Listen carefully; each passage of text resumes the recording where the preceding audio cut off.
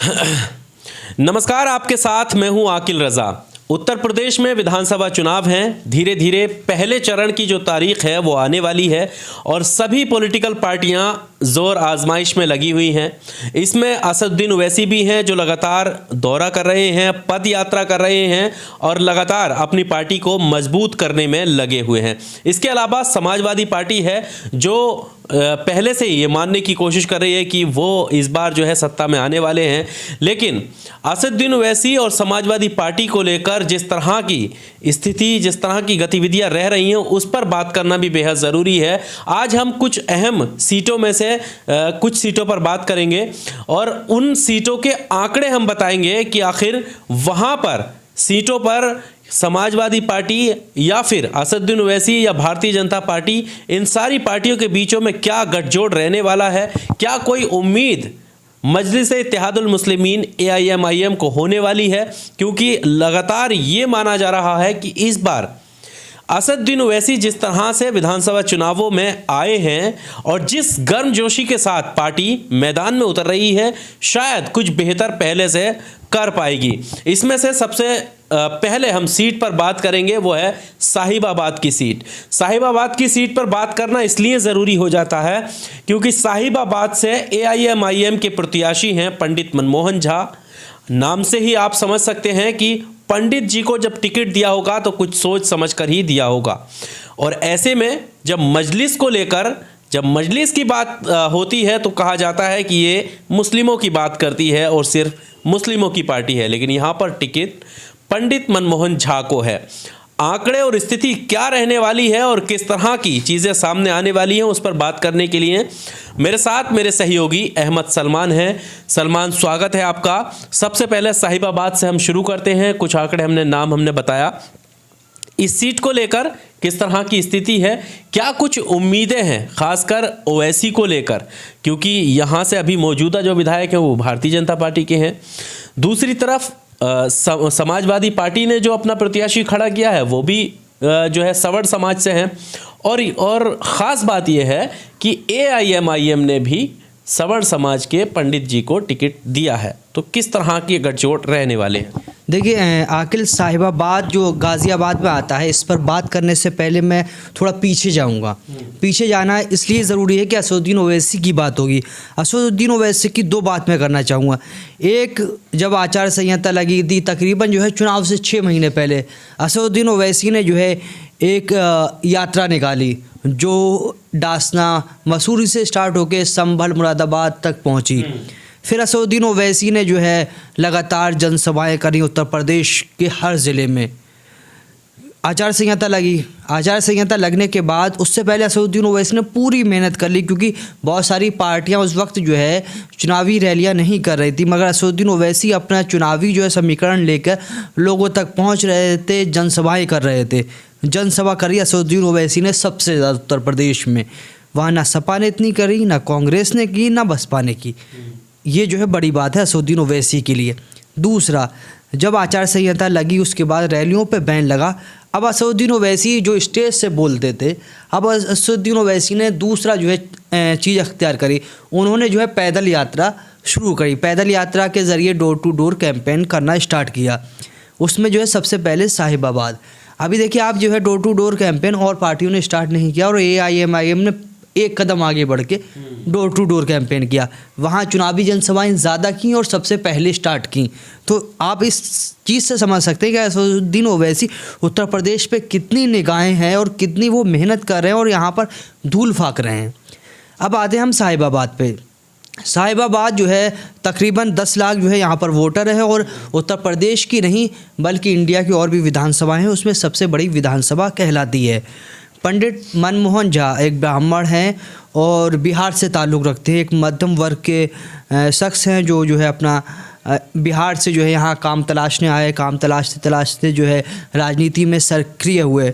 22 साल समाजवादी पार्टी को दिए उन्होंने। ज़िला उपाध्यक्ष गाज़ियाबाद के रहे और विधानसभा साहिबाबाद के प्रभारी रहे।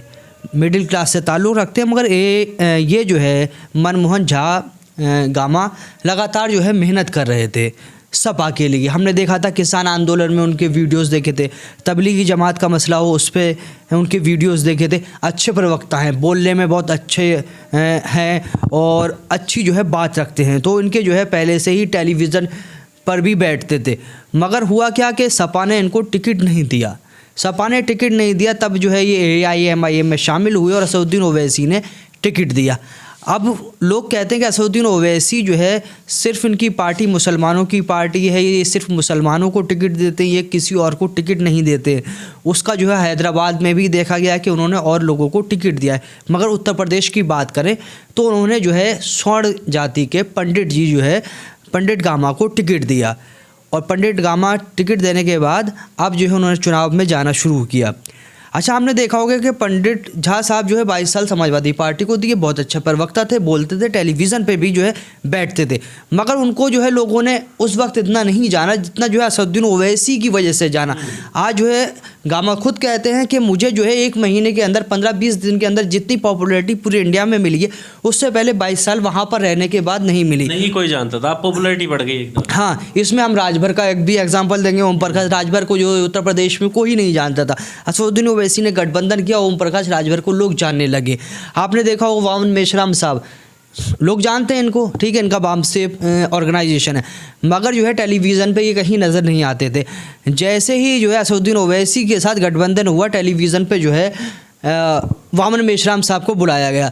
तो कहीं ना कहीं होता गया कि जो असदुद्दीन ओवैसी से जुड़ी हुई चीज़ है, ये असदुद्दीन ओवैसी जिसका जिक्र करते हैं वो जो है उसको पॉपुलैरिटी मिल जाती है। और इस बात को जो है असदुद्दीन ओवैसी की पार्टी के कार्यकर्ता मानते हैं। वो कहते हैं कि हमारे सदर जो अपने असदुद्दीन ओवैसी को सदर बोलते हैं, वो कहते हैं जो हमारे सदर अगर किसी का जिक्र कर दें या किसी को अपने पार्टी में शामिल कर दें तो उसकी पॉपुलैरिटी बहुत ज़्यादा बढ़ जाती है। सलमान, इस सीट को लेकर जो आंकड़े बताते हैं, क्योंकि जब मनमोहन झा गामा से इंटरव्यू के दौरान हमारी बात हुई तो उन्होंने कहा कि हमारे मुस्लिम भाई हमारे साथ हैं और सबसे ज़्यादा फोकस जो उनका रहा है वो जो बिहार क्षेत्र के जो लोग यहाँ पर रह रहे हैं, बिहार से आकर इस क्षेत्र में जो लोग रह रहे हैं उन पर काफ़ी उम्मीदें हैं कि अगर सिर्फ ये 2 लोग अगर एक साथ होकर वोट कर गए तो सीट निकलना क्लियर है AIMIM की।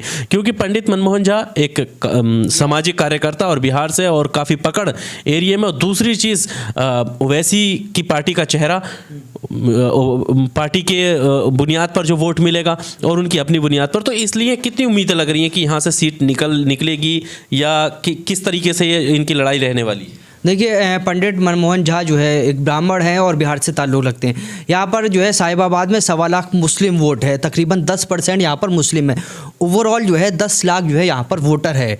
इसमें जो है मुस्लिम हैं और बिहार पूर्वांचल के लोग ज़्यादा हैं जो अपने जो है रोज़मर्रा की ज़िंदगी चलाने के लिए जो है यहाँ दिल्ली का रुख करा। क्योंकि जो साहिबाबाद है वो दिल्ली से सटा हुआ विधानसभा है, तो लोग जो है यहाँ पर अपना जो है रोज़गार तलाशने के लिए यहाँ पर पहुँचे, तो वो वोटर बहुत सारे हैं।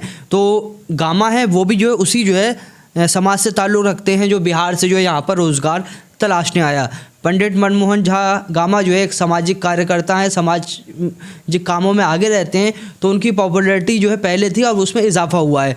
तो वो ये मानते हैं कि जो मुस्लिम वोट है वहाँ पर वो और जो बिहार का जो है पूर्वांचल का वोटर है वो अगर वोट दे तो उनकी राह आसान हो जाएगी। साथ ही मैं बात करूँ असदुद्दीन ओवैसी जो है जय मीम जय भीम की बात करते हैं, मुस्लिम और जो है दलित की बात करते हैं। तो यहाँ पर जो है दलित भी निर्णायक स्थिति में है क्योंकि 12 से 15% यहाँ पर दलित है साहिबाबाद विधानसभा सीट पर।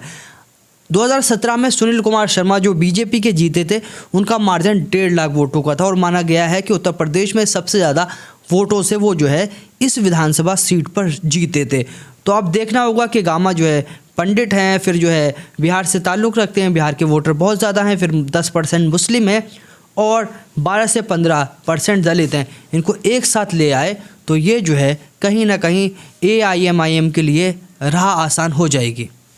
अगर एक आखिरी सवाल मैं ये जानना चाहता हूँ कि यहाँ पर जैसे ये कहा जाता है फैक्टर की जब हम बात करते हैं तो कि असदुद्दीन ओवैसी मुस्लिम चेहरा, अगर यहाँ पर ओवैसी की पार्टी ने एक सवर्ण चेहरा रखा है उससे ज़्यादा फ़ायदा होगा या इसलिए कि सिर्फ पार्टी मजबूत है यहाँ पर?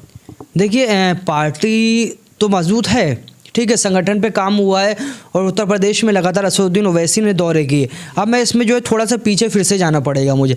जैसे जनसभाएं होती हैं, जनसभा में जब लोग आते हैं तो वो जो सपोर्टर आते हैं, ठीक है, जनसभाओं में जो है बहुत कम लोग होते हैं जो और पार्टियों से ताल्लुक़ रखते हैं और सुनने आते हैं। और हमने जो है जनसभाएं असदुद्दीन ओवैसी की ऑलमोस्ट जो है उत्तर प्रदेश में जितनी करी हैं सभी हमने कवर करी हैं, तो उसमें जो है बहुत कम जो है सपा वगैरह के लोग मिलते थे।